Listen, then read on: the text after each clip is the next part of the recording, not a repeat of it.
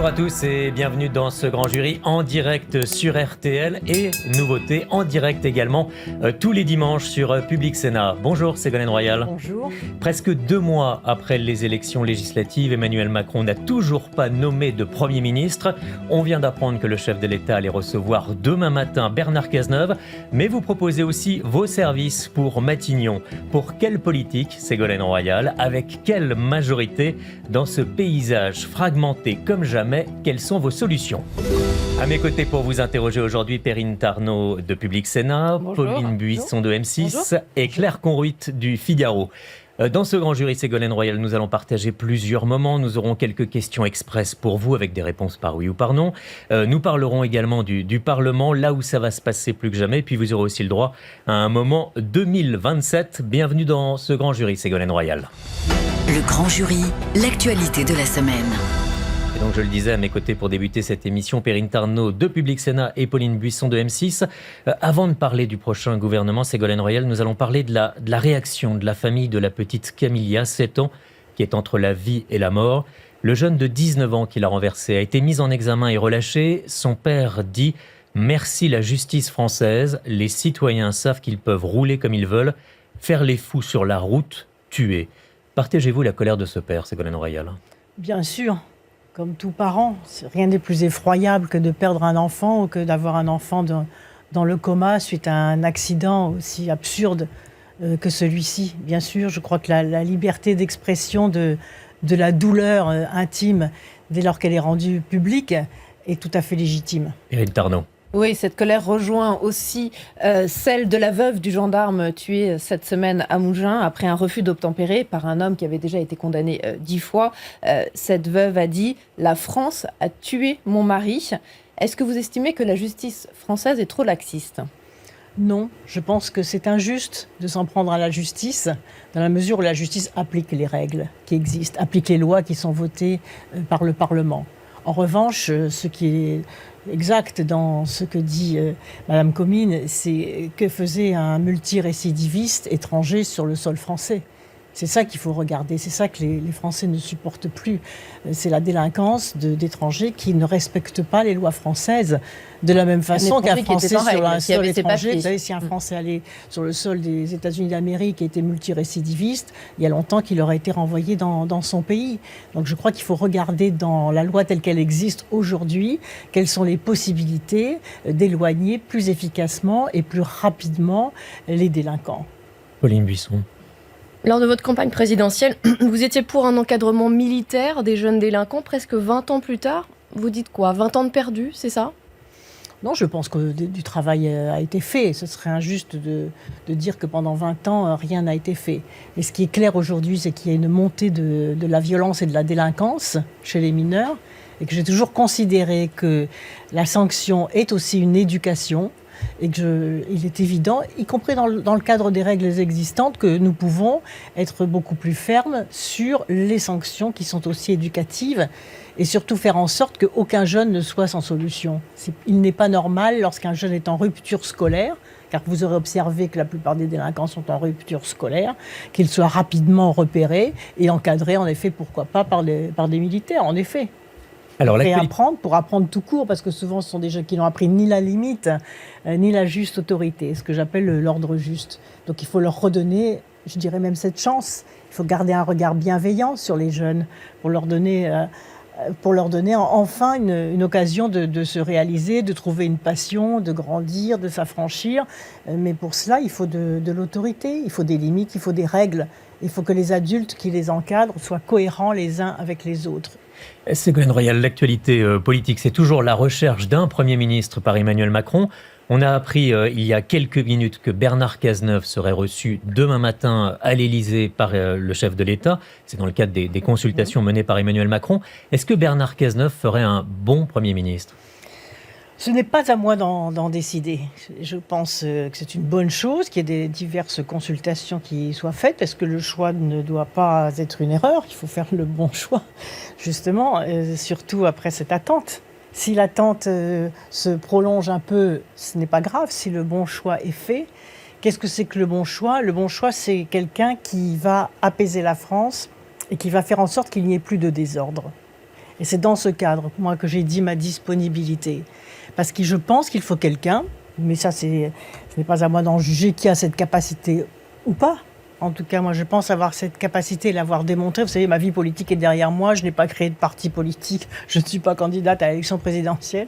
Mais j'ai senti que, comme un devoir, face à la situation de blocage et d'inquiétude des Français, de dire, bah oui, je suis disponible, même si c'est pour quelque temps. On va revenir en sur place une équipe, oui, bien sûr. On va revenir sur votre disponibilité, mais auparavant, c'est l'entourage de Bernard Cazeneuve qui fait savoir qu'il sera reçu demain à l'Élysée. Son entourage précise également, Bernard Cazeneuve n'est pas demandeur, mais s'il le fait, c'est par devoir. Le fait de ne pas être candidat ou demandeur, ça vous surprend ? Non, mais c'est ma situation aujourd'hui, je suis disponible. Non, mais je parle de Bernard Cazeneuve. Oui.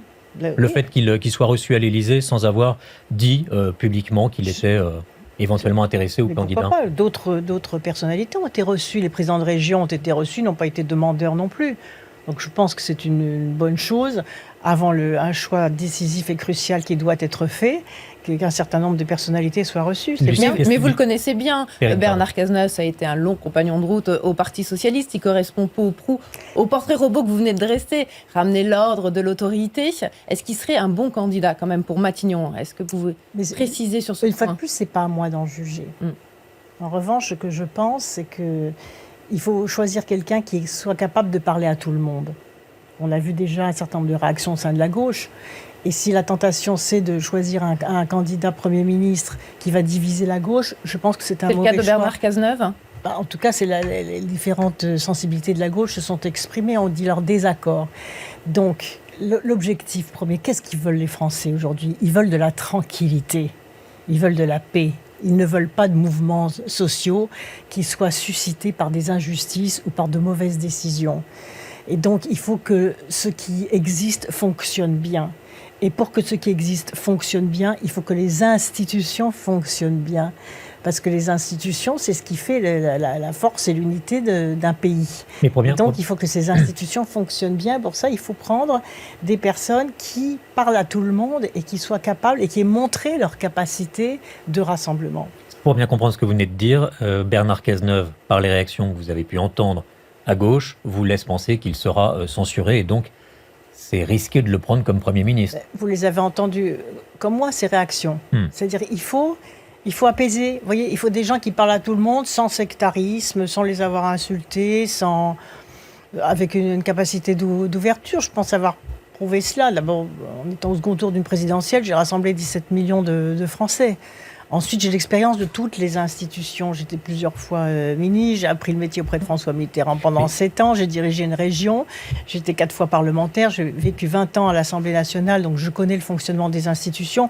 Et c'est ça qui m'a poussé à dire, par devoir finalement, je suis disponible si ça peut être utile, mais si c'est quelqu'un d'autre qui fait le travail et qui apaise la France, qui empêche l'émergence de brutalité et de mouvements sociaux, je pense que c'est une bonne chose. Et le second critère qui me semble important, c'est qu'il faut quelqu'un qui ait une pensée souple. C'est-à-dire ? Qui n'ait pas une pensée rigide.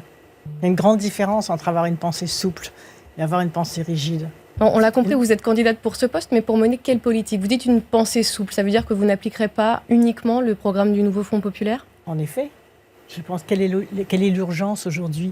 L'urgence, c'est de bien faire fonctionner ce qui marche, ce qui existe, de bien faire marcher ce qui existe. C'est ça que veulent les Français. Qu'est-ce qui se passe aujourd'hui ? Pourquoi il y a une rupture de confiance ? Parce qu'il y a un sentiment d'abandon, alors qu'il y a des choses simples à faire pour que ce qui existe fonctionne. Il ne s'agit pas de lancer des grandes réformes. Ça, c'est l'échéance présidentielle qui lance des grandes réformes. C'est l'échéance présidentielle, d'ailleurs, qui est devant nous et qui va venir très rapidement, qui va décider si oui ou non, et qui va permettre aux Français de choisir le modèle de société.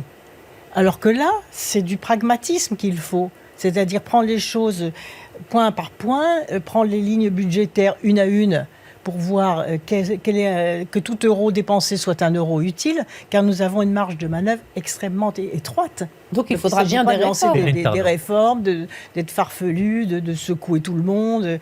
Ça ne sert à rien. Il faut déjà, dans le contexte dans lequel nous nous trouvons, nous avons 3 000 milliards de dettes, 150 milliards de déficit. La marge de manœuvre est extrêmement étroite. On reviendra 60 000 faillites qui on sont reviendra sur le programmées. budget, mais Donc, pour bien comprendre votre candidature, vous dites il faut apaiser le pays. Est-ce que ça veut dire que vous ne seriez pas une première ministre de cohabitation quelque part ? je pense aujourd'hui que la réalité du vote des Français, qui doit être respectée, c'est en fait une cohabitation partielle, puisque personne n'a la majorité absolue, mais que la gauche est en tête. Donc il est logique que le chef du gouvernement soit à gauche, mais soit capable de faire ce que j'ai appelé un gouvernement d'union républicaine. Pourquoi ne serait-il pas possible de passer du Front républicain, qui a été constitué, vers un gouvernement d'union républicaine? Ce que vous décrivez ressemble largement au gouvernement sortant, qui était avec des gens de gauche et des gens de droite, non ? Quelle est la différence ? Je n'ai pas vu de gens de gauche dans le gouvernement sortant. Non, Clément Beaune... Elisabeth Borne, ancienne Elisabeth première Borne. ministre, venait quand même Elisabeth Borne. des bancs de la gauche. Non, oui, mais enfin, non, c'est pas des gens de gauche. Ils ont quitté le PS. C'est pas des gens qui sont à gauche. Puis je crois aussi qu'un gouvernement, c'est pas non plus telle ou telle personnalité. Vous voyez, parce que dans les institutions telles que je les évoquais à l'instant, il y a l'État, mais il y a les collectivités territoriales. Il y a 3 grandes institutions qui doivent fonctionner et qui relèvent de la dépense publique. C'est l'État, avec l'ensemble des institutions étatiques. C'est la sécurité sociale, avec la loi de financement de sécurité sociale qui va être aussi un élément, une étape politique majeure. Et c'est les collectivités territoriales. Et je trouve qu'un conseil des ministres est aussi important qu'un conseil des présidents de région, des présidents de département et des maires, parce que ce sont eux, et je l'ai expérimenté pendant 10 ans à la tête de Poitou-Charentes, qui sont en première ligne de ce qui va se passer. C'est-à-dire la première urgence, par exemple, très opérationnelle, par rapport aux 60 000 faillites qui sont programmées, c'est de voir en direct avec les territoires qu'ils regardent où sont ces entreprises menacées ou fragilisées, pour quelles raisons. Est-ce que c'est le coût de l'énergie? Est-ce que c'est la perte de marché? Est-ce que c'est une concurrence déloyale? Est-ce que c'est des difficultés de recrutement? Que l'on puisse, avec les collectivités territoriales, mettre en place des actions immédiates qui empêchent la faillite de ces entreprises. Et ça, c'est quelque chose de crucial. C'est pas une loi, c'est pas des réformes extravagantes, c'est juste un esprit pratique qui permet de redresser la barre avant qu'il ne soit trop tard sur un certain nombre de sujets et en particulier sur la situation économique et sociale du pays. Il faudra quand même, Ségolène Royal, rassembler, et pour l'instant, on ne peut pas dire que votre candidature était très bien accueillie à gauche. Pour citer par exemple Olivier Faure, le patron du Parti Socialiste, il a plus ou moins refusé de répondre directement sur votre candidature. Il a dit « Je ne veux pas être désobligeant ». Quelle est votre réaction ? Ce ne sont pas les appareils politiques qui peuvent décider. Oui, mais il va falloir faire avec les appareils politiques. Non, justement. Mais avez-vous eu des nouvelles d'Emmanuel Macron? Est-ce qu'il a cherché à vous contacter? Non, mais c'est pas le sujet. Là, on parle du fond.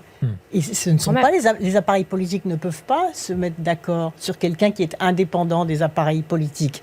Les appareils politiques ont besoin de garder une emprise sur les personnalités politiques pour que le moment venu, ces personnalités politiques soient mises au service de leur carrière politique.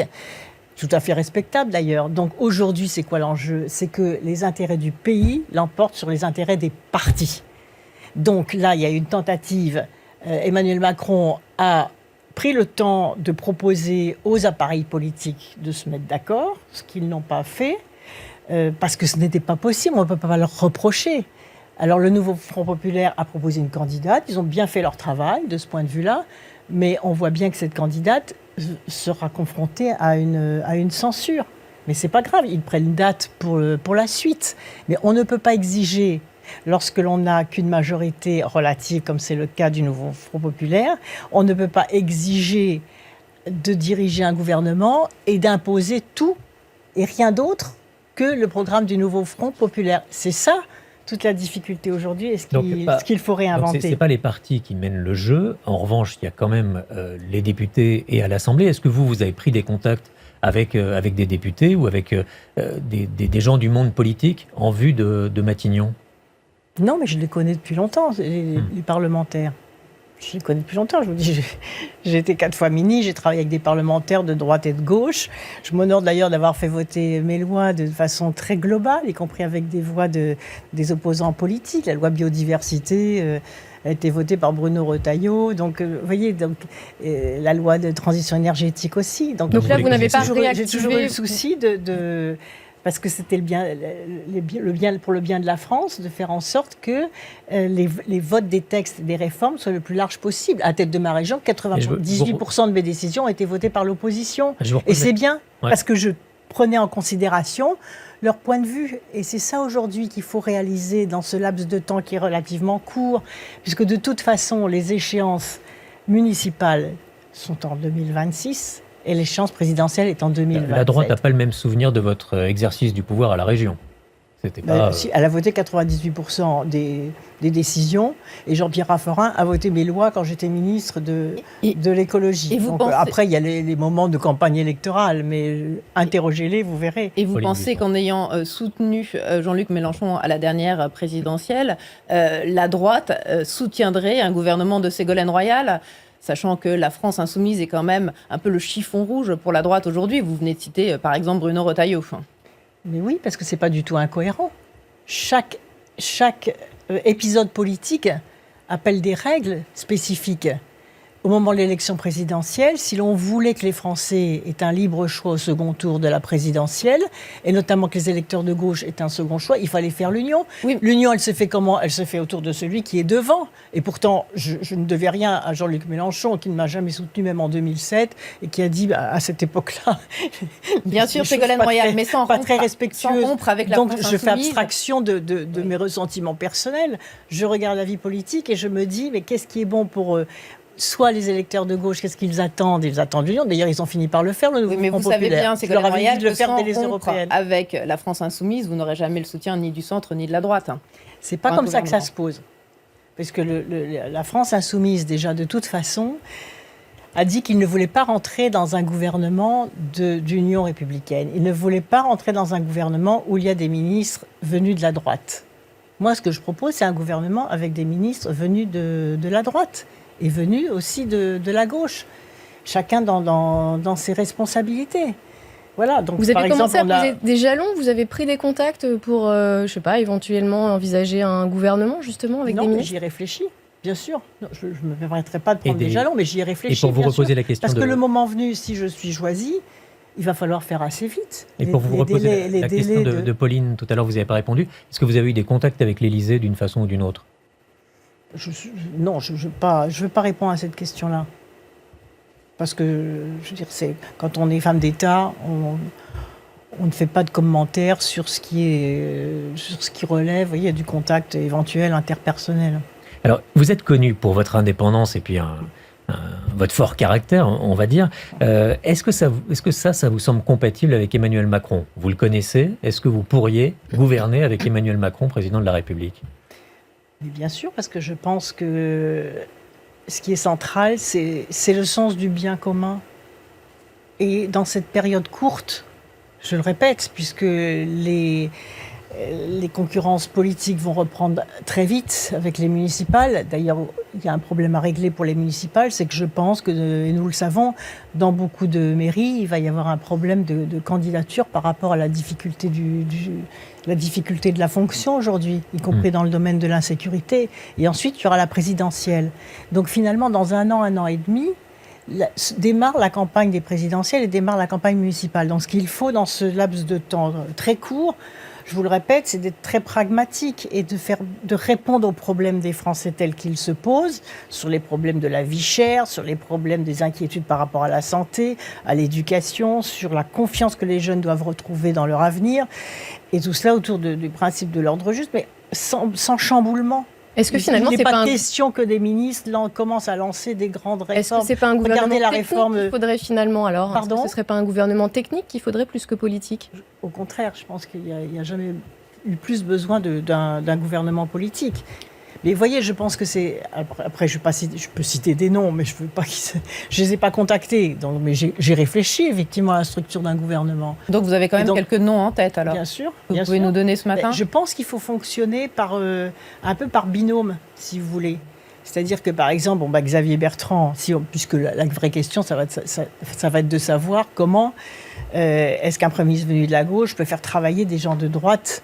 Donc il pourrait vous rejoindre, Xavier Bertrand, dans un gouvernement? Je pense qu'il a sa place. Il a sa place. Et si on fait un binôme au ministère de l'économie et des finances, on voit très bien Xavier Bertrand, et puis ensuite au budget, un socialiste, comme Philippe Brun ou Boris Vallaud, par exemple. Moi, je vois Luc Carvounas en relation avec le Parlement, parce que ça va être un des enjeux majeurs de faire fonctionner l'articulation entre le pouvoir Vous exécutif. les avez contactés? Vous avez échangé avec eux? Non. Non, mais puisqu'on parle franchement, moi je suis quelqu'un de franc, je vous dis je travaille, je m'applique, je regarde ce qui est sérieux, pas sérieux. Après, il y a tout le domaine réservé du président de la République, ça je ne me permettrai pas de rentrer dans ces considérations sur les affaires étrangères, sur la défense, sur les affaires européennes, et puis même sur les autres membres du gouvernement. De toute façon, c'est lui qui décide, donc c'est à lui que l'on soumet. J'ai réfléchi aussi à la justice à l'intérieur. Avec qui ? Je pense qu'à la justice, il faut maintenir Éric Dupond-Moretti, parce qu'il s'est énormément impliqué, que c'est un élément de stabilité et qu'il ne faut pas chambouler ce domaine-là. Et à l'intérieur, Et à regardez l'intérieur, Gérald dans la Darmanin. mesure où Gérald Darmanin a dit qu'il voulait partir, moi, je pense à Laurent Nunez, qui est le préfet de police de Paris, qui a été remarquable dans toute cette période des Jeux Olympiques.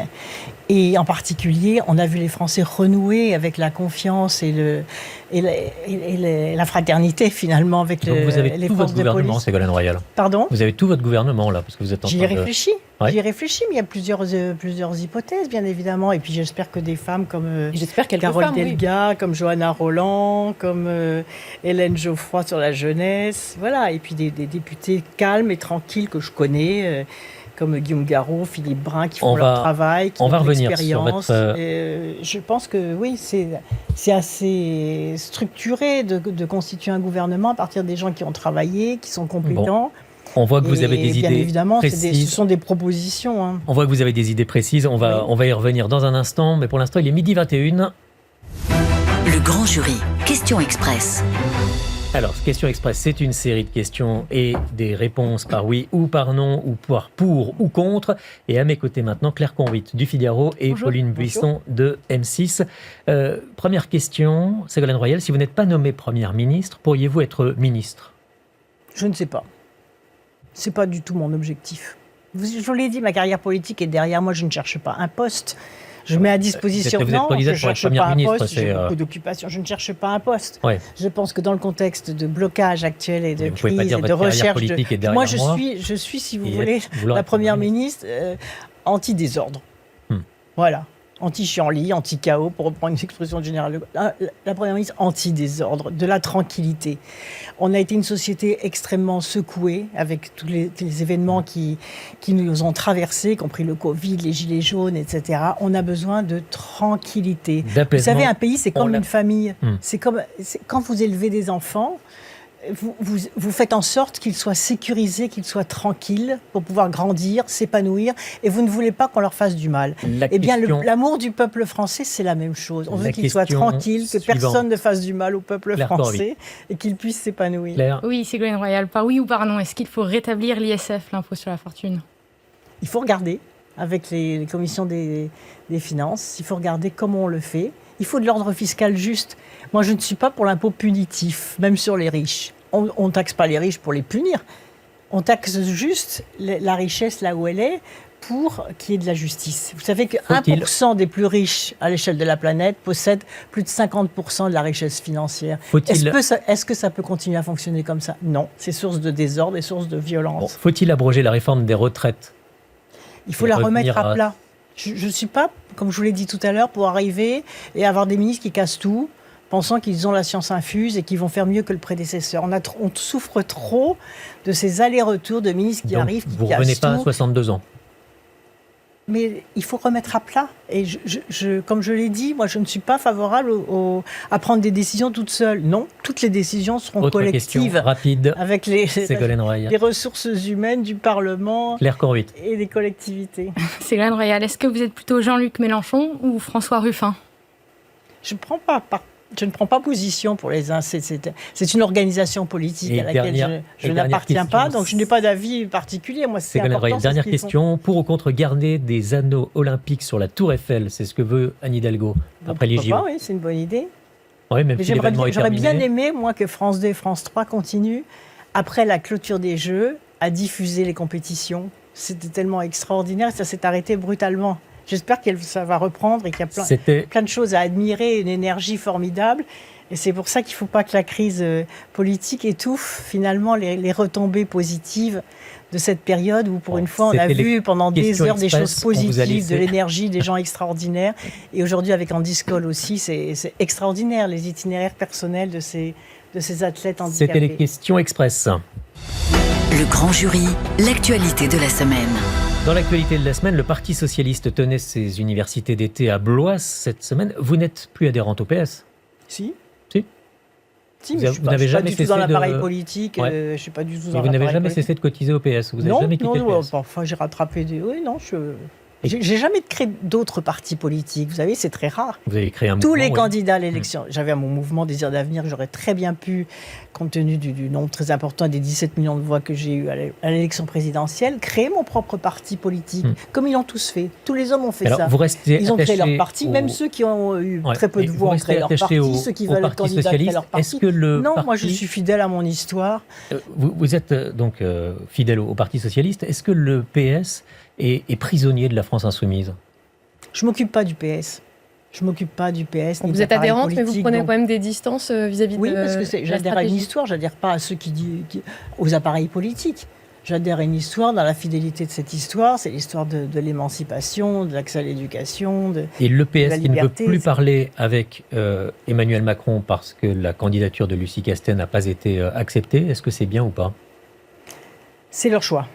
Mais rompre le dialogue? C'est leur choix, mais je pense qu'il ne faut pas confondre l'élection présidentielle, où là, ils auront leurs choses à dire, leur programme à proposer, il est très important d'ailleurs que les identités politiques du pays aient des choses à proposer aux Français par rapport au choix crucial de l'élection présidentielle. Mais aujourd'hui, on est dans un autre contexte que la France n'a jamais connu d'ailleurs et qu'il faut réinventer. C'est pour ça qu'avoir un peu d'expérience pour gérer les choses et pour aider à gérer les choses collectivement et intelligemment avec justement cette intelligence collective, c'est le sens de ma présence devant vous. Les partis sont-ils prisonniers de 2027? On va l'évoquer notamment dans la seconde partie du Grand Jury avec vous, Ségolène Royal. À tout de suite.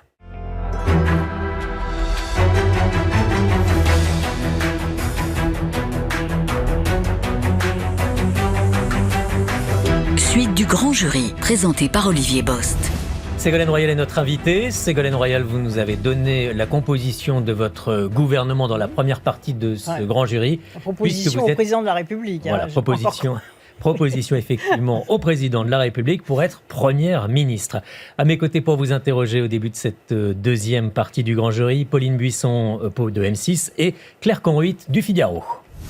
Le Grand Jury, ça se passe au Parlement. Alors, avant de parler de 2027, tout d'abord cette question. François Hollande a été élu député de Corrèze. A-t-il bien fait de redevenir député de base en quelque sorte? Écoutez, honnêtement, vous n'avez pas fait ce choix. Il faudra lui poser la question. Mais vous n'avez pas fait ce choix de revenir à l'Assemblée nationale? Non. Pour quelle raison? Parce que je n'avais pas envie. Enfin, vous l'avez jamais envisagé? C'est un choix de vie après. Je vous dis, ma vie politique est derrière moi. Donc la façon dont je me présente devant vous, c'est vraiment dans la préoccupation de l'amour de mon pays, de rendre service, si je peux rendre service, en fonction de mon itinéraire politique, et de l'expérience qui est la mienne, de la capacité à parler à tout le monde, de la preuve de la capacité de rassemblement, une vision aussi des méthodes de travail. Vous savez, j'ai toujours défendu la démocratie participative, j'ai écrit un livre sur la résilience française, justement, j'ai beaucoup réfléchi aux méthodes de travail par rapport à ce qu'un pays ne peut plus supporter en matière d'autoritarisme, en matière de non-transparence des décisions. Et il faut beaucoup de calme, il faut beaucoup d'explications, il faut de la transparence, il faut combattre ce sentiment d'abandon, d'isolement que vivent les gens, notamment dans les zones périphériques. Et donc ce travail-là, je pense être capable de le faire pour avoir exercé toutes ces responsabilités et pour n'avoir plus aucun enjeu personnel par rapport à l'évolution de la vie politique. Justement, vous avez été ministre de la Transition écologique lors de la présidence de François Hollande. Quel regard portez-vous sur les coupes budgétaires envisagées par le gouvernement démissionnaire? 1,5 milliard d'euros en moins pour l'écologie. Oui, j'ai vu en effet que le fonds vert a été visé par ces économies budgétaires. Mais il faudra mettre les choses à plat, regarder ce qui se passe. Beaucoup de communes, beaucoup de maires, de communautés de communes d'ailleurs se sont inquiétés parce que c'est vrai que dans le domaine de la transition énergétique et écologique, il faut du temps. voyez, il ne faut pas d'à-coup, comme je le disais tout à l'heure. Il faut de la continuité.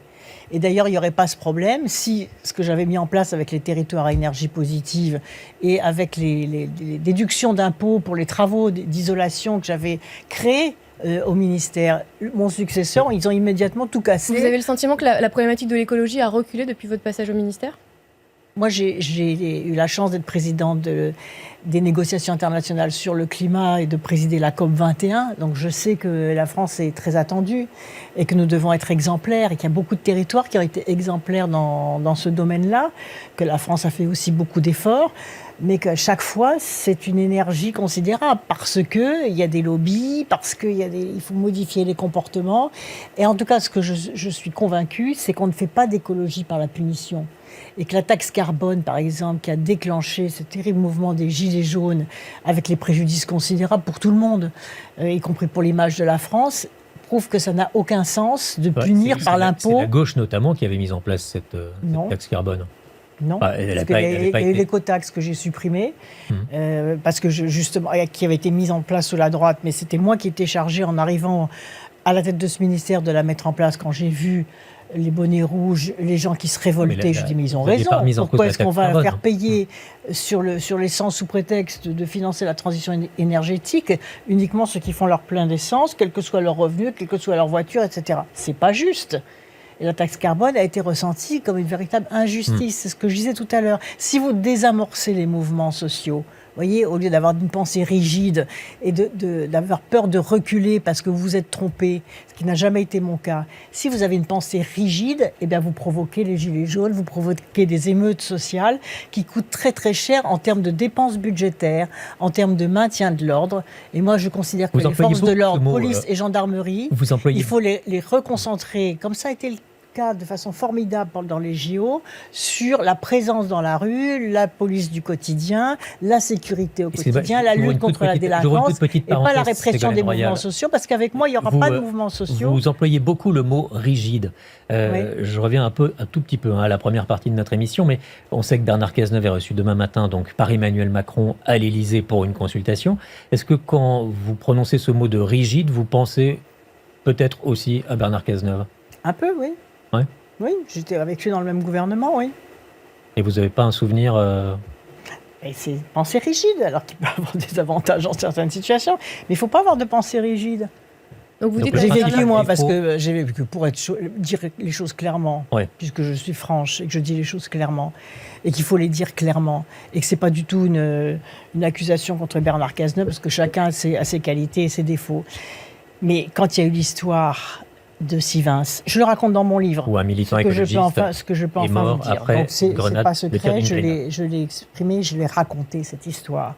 Quand il y a eu le barrage de Sivens, et après quand il y a eu la mort de Rémi Fraisse, donc Bernard Cazeneuve était ministre de l'Intérieur, moi j'étais ministre de l'Écologie, et nous avons été nombreux à lui dire que le barrage de Sivens n'était pas légal, qu'il fallait retirer, que ça allait mal finir, et qu'il fallait retirer ce projet pour calmer le jeu.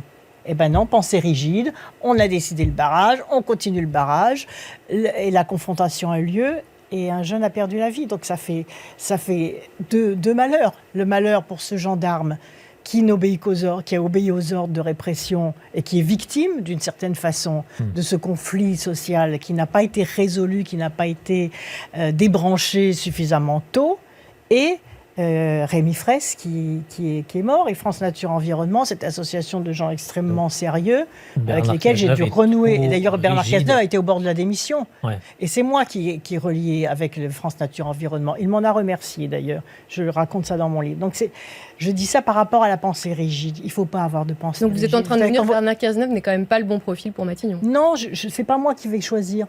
Je suis très tranquille de ce point de vue-là. Si les choses. Vous dites qu'il a un trait de caractère. Non, mais je ne suis pas président de la République. C'était pas moi qui choisis le Premier ministre. Je vais pas vous dire. Non, mais pour dire les choses, vous dites que Bernard Cazeneuve a un trait de caractère, sa rigidité, non, je vais pas... qui rend compliqué quand même la composition nécessaire aujourd'hui avec le paysage politique pour être Premier ministre. Il faut des pensées souples, voyez, parce que la situation est complexe et parce que pour faire grandir un pays, il faut aimer le peuple et il ne faut pas supporter ou déclencher des mouvements sociaux, ou lorsqu'ils se déclenchent parce que les gens sont en colère contre l'injustice, il faut remettre de l'ordre juste.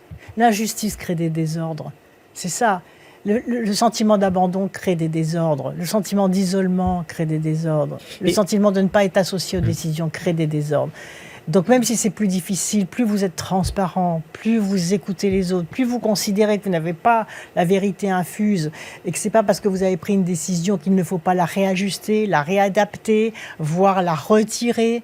Je me souviens les insultes que j'ai subies quand j'ai retiré l'écotaxe, mais j'ai évité à la France des blocages considérables et j'ai évité à la France ce qu'on a subi avec les Gilets jaunes, avec quand même au bout du compte des manifestants qui sont aujourd'hui mutilés, qui ont perdu un œil, qui ont le crâne fracassé, qui ont perdu des mains, des gendarmes et des policiers blessés et traumatisés, une image de la France catastrophique, des entreprises qui ont fait faillite, les commerçants.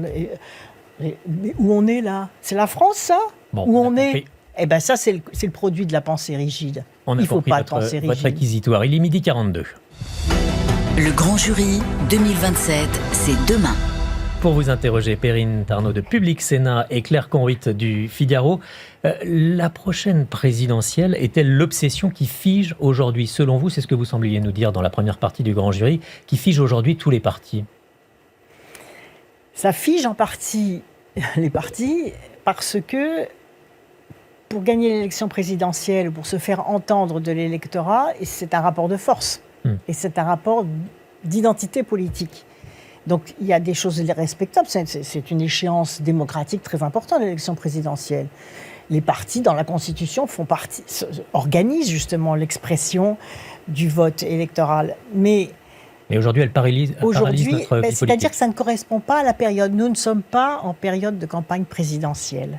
Donc les appareils politiques qui doivent avant tout défendre leurs futurs candidats et leurs futurs programmes ne peuvent pas aujourd'hui, c'est pas facile pour eux, d'accepter, d'abandonner un certain nombre de leurs convictions pour dire en attendant l'élection présidentielle, d'accord, on va renoncer à la réforme de telle réforme ou à telle réforme. Ils ne peuvent pas le faire. C'est pour cela que ce n'est pas aux appareils politiques de décider aujourd'hui de la gouvernance du pays. Emmanuel Macron sans ambition pour 2027 ?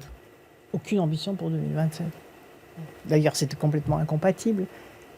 Pourquoi ? Parce que dans l'histoire politique, ça n'a pas été incompatible. Non, pas dans le cadre d'un gouvernement d'union républicaine. De succès, mais parce qu'après, les mouvements politiques vont reprendre leurs droits. Si vous voulez, il y aura la gauche, il y aura la droite, il y aura l'extrême droite, à gauche, etc. Donc moi, on me dira, vous allez gouverner avec la... Non, je n'ai aucune ambition présidentielle. Et d'ailleurs, là, je ne reviens là dans la proposition politique qu'à cause du contexte. Emmanuel Macron aurait nommé un Premier ministre hier, je ne serais pas devant vous. Madame Royer, voyez, si vous n'êtes pas c'est parce que je sais qu'il y a une recherche. Si vous êtes Première ministre et que vous n'êtes pas candidate pour 2027, qui, à gauche, voyez-vous comme candidat potentiel en 2027 ? Ça sera au parti politique. Ce sera au parti politique d'en décider. Jean-Luc Mélenchon est déjà candidat dans les faits, non ? À des primaires d'en décider. Ça, Jean-Luc Mélenchon n'est pas déjà candidat à vos yeux ? Pardon ? Jean-Luc Mélenchon n'est pas déjà candidat à vos yeux ? Il faut lui poser la question. Mais heureusement qu'il y a des candidats dans la vie politique française. Imaginez une dégradation telle du paysage politique pour qu'il n'y ait plus de candidats à l'élection présidentielle ou parlementaire. Ce n'est pas le cas. C'est le cas aujourd'hui, je vous l'ai dit tout à l'heure, au niveau des maires. Et là, je pense qu'il y a une urgence. Vous disiez il y a la plusieurs gauche et la projets droite. en cours. Il faut vraiment revaloriser le travail et la protection des maires. Parce qu'on en a besoin. Vous savez, le bon fonctionnement des institutions, c'est la réserve de vitalité et de sens moral du pays. C'est ça, les institutions de la France. Et si on se projette toujours vers 2027, est-ce que vous dites aujourd'hui que le macronisme se referme, que cette parenthèse du nouveau monde est terminée ? Rien n'est jamais terminé. Tout est à réinventer. Il y a des hommes et des femmes tout à fait méritantes et engagés politiquement qui ont fait ce choix. Moi, je n'ai jamais méprisé qui que ce soit. Même vis-à-vis de l'extrême droite. Les électeurs d'extrême droite doivent être respectés. 11 millions d'électeurs, ce n'est quand même pas rien. Donc s'ils ont voté pour l'extrême droite, il y a bien des raisons. Ça veut dire quoi? Donc il doit y avoir de prendre en considération. Ça veut dire de prendre en considération ce qu'ils ont voulu dire par leur vote. Vous n'avez jamais entendu dans ma bouche un mépris qu'ils ont voulu dire, pour quelque électorat que ce soit Alors que la pensée rigide, comme je le disais tout à l'heure, pour beaucoup de leaders politiques, consiste à dire « nous avons la vérité infuse, tous les autres sont des méchants, mais nous sommes dans le vrai, dans le pur, dans le juste, et tous ceux qui ne pensent pas comme nous sont des ennemis. » Et qu'est-ce qu'ont voulu dire les C'est pour ça qu'il y a de la brutalité à l'Assemblée. Selon vous ? Pardon ? Qu'est-ce qu'ont voulu dire les électeurs du Rassemblement national, selon vous ? Ils ont voulu dire, je pense, leur désespoir par rapport à un monde qu'ils ne comprennent plus. Ils ont voulu dire leur angoisse devant la marginalisation, notamment on voit bien dans le vote des zones périphériques. Ils ont voulu dire leur attachement aussi le sentiment d'abandon contre lequel ils voulaient lutter. Donc c'est un vrai échec d'Emmanuel Macron, puisque tous ces points-là étaient quand même dans sa campagne. Je ne sais pas... c'est pas pardon, mais c'est pas mon niveau de réflexion, si vous voulez. Moi, je regarde ce qui se passe aujourd'hui pour demain. Et je pense que la France, qui l'a prouvé dans les Jeux Olympiques, a un potentiel quand même extraordinaire. Donc là aussi, si vous voulez, un gouvernement qui est transitoire avant la présidentielle, comme je le disais tout à l'heure, il doit être capable de pousser en avant les talents extraordinaires que nous avons. C'est ça, redonner confiance au pays. Et là aussi, le relais sur les territoires avec les élus locaux est crucial, parce que c'est eux qui peuvent mettre en avant telle réussite, tel enjeu, etc. Et je pense que malgré les difficultés budgétaires, il faut regarder de très près ce qui se passe du côté de la recherche, de l'innovation, parce que c'est ça qui prépare aussi l'avenir professionnel des jeunes. Et nous nous sommes effondrés en France et en Europe, par exemple, sur le nombre de dépôts de brevets, alors que nous avons une ingéniosité extraordinaire, notamment dans le domaine de la transition écologique. Il y a des choses formidables à faire pour que nous soyons leaders mondiaux dans ces domaines. C'est ça qui redonnera confiance aux Français, parce qu'on voit notamment dans la dernière enquête qui a été menée par Ipsos pour Le Monde, aujourd'hui, 85% des jugements des Français sur la classe politique sont négatifs. Est-ce que ce chiffre vous surprend ? Il est inquiétant. Il est inquiétant parce qu'il augmente. Et parce que la question du lien de confiance, c'est le lien fondamental. Hein. C'est comme une artère dans un corps humain. Hein. C'est le lien fondamental de la vitalité démocratique. Et donc, c'est pour ça qu'il ne faut pas trop traîner. Il ne faut pas que cette désespérance s'effondre. Parce que qu'est-ce qui se passe quand les gens ne croient plus en rien ? Il y a un repli individuel. Et qu'est-ce qui se passe quand il y a un repli individuel ? C'est-à-dire que quand la société ne fait plus cohérence ou cohésion, c'est rien, c'est l'anarchie. À ce moment-là, le pouvoir est poussé vers l'autoritarisme. Ouais, mais Emmanuel Macron a tenté des choses en matière démocratique. Il y a eu les conventions citoyennes, il y a eu le grand débat notamment. Est-ce que ça a été mal fait ? Pourquoi ça n'a pas marché ? On rappelle que vous étiez une des premières à parler de la démocratie citoyenne, de la démocratie participative. Je ne vais pas faire le bilan du passé.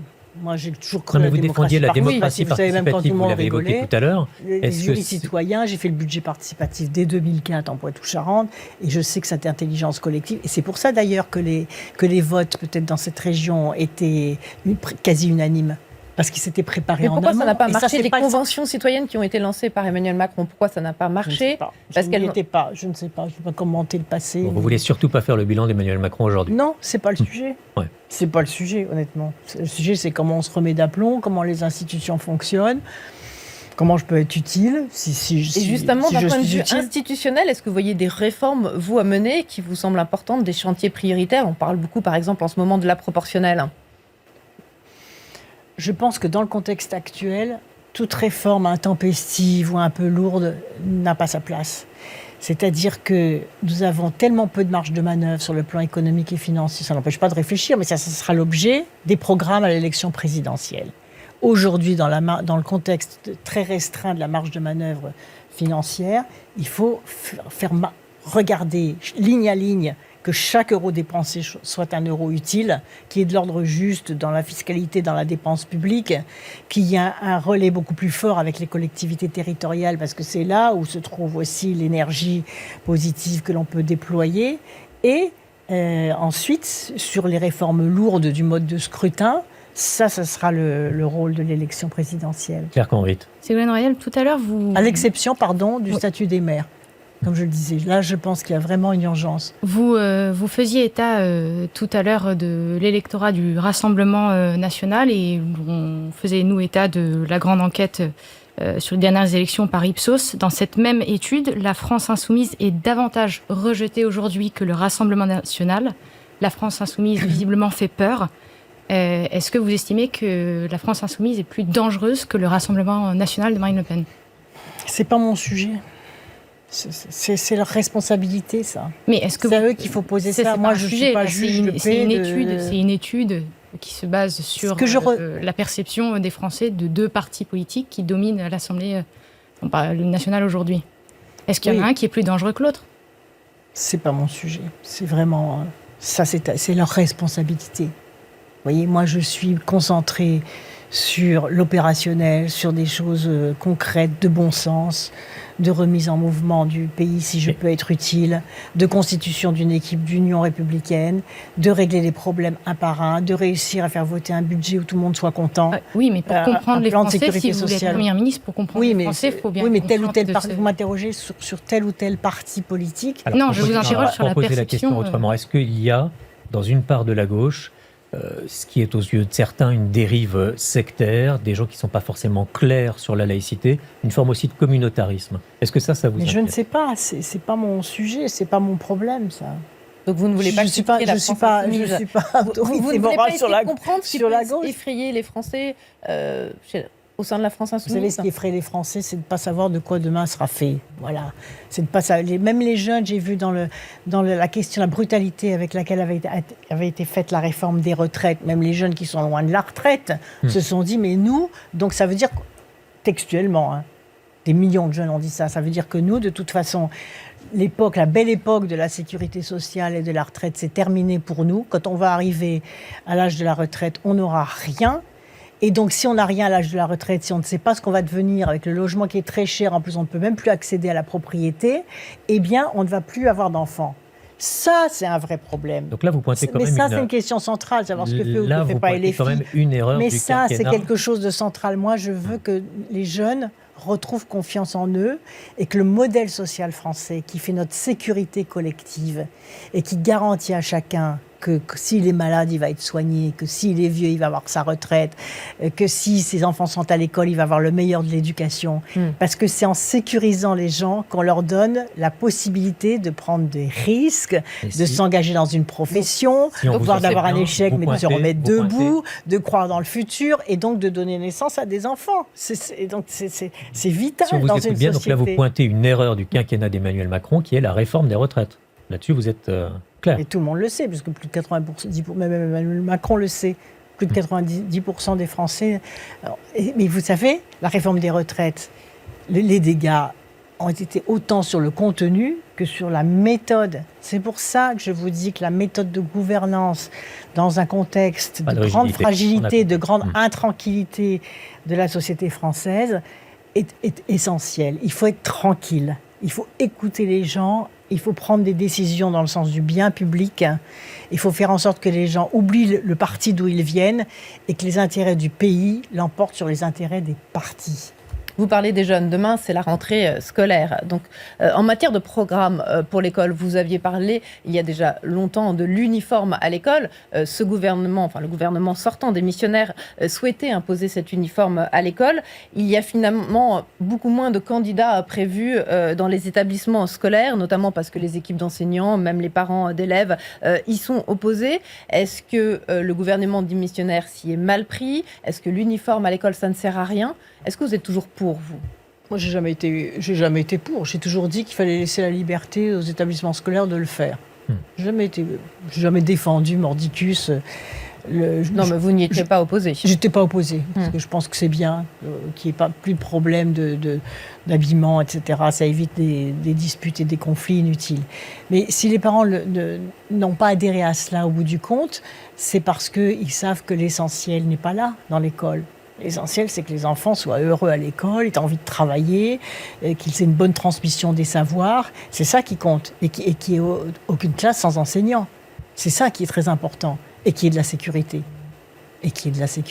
Y compris dans l'école et à la porte de l'école. Moi, j'espère que là aussi, avec le retour, comme on l'a vu dans les Jeux Olympiques, de la police et de la gendarmerie visible dans les rues, eh bien, qu'on continue avec cette visibilité, et notamment aux abords des établissements scolaires, pour éviter toutes les formes de raquettes, d'agressions, de bagarres, etc. Pour parler de politique sociale, est-ce qu'il faut aussi continuer de durcir les conditions pour toucher le chômage? Mais ça relèvera aussi des... Ouais. Cette question, comme les autres, vont relever des partenaires sociaux. Si vous voulez, des discussions aussi des commissions des affaires sociales de l'Assemblée nationale et du Sénat. Pourquoi? Parce que des réformes ont été faites. On ne va pas tout chambouler, tout casser, trouver soi-disant des solutions miracles.